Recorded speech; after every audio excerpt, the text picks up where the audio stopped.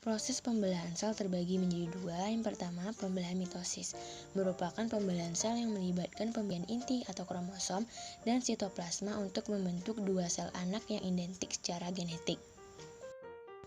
Ada 4 tahap dalam pembelahan mitosis. Yang pertama, profase.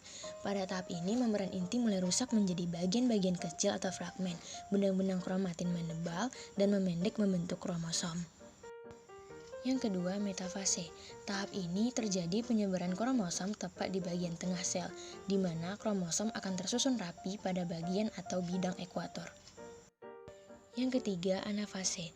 Tahap ini buah kromatid akan memisah menuju kutub yang berlawanan.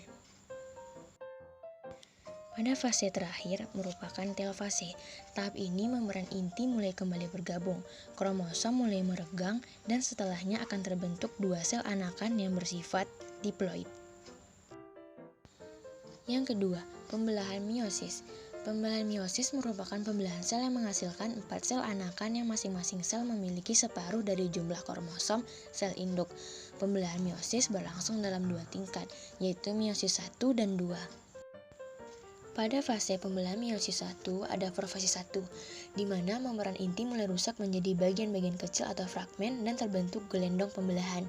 Benang-benang kromatin memadat menjadi kromosom dan kromosom homolog berpasangan, dan terjadi pindah silang. Selanjutnya metafase 1, kromosom berjejer pada bidang pembelahan.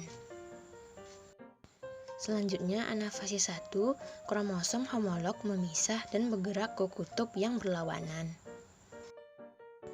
Dan tahap telofase 1, terjadinya kromosom homolog yang memisah dan bergerak ke kutub-kutub yang berlawanan, serta membran inti mulai terbentuk kembali, dan sitokinesis menyebabkan terbentuknya dua sel anakan yang bersifat haploid. Selanjutnya fase pembelahan meiosis 2.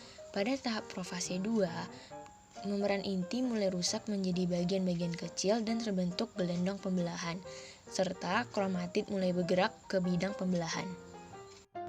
Selanjutnya pada metafase 2, kromosom berjajar pada bidang pembelahan.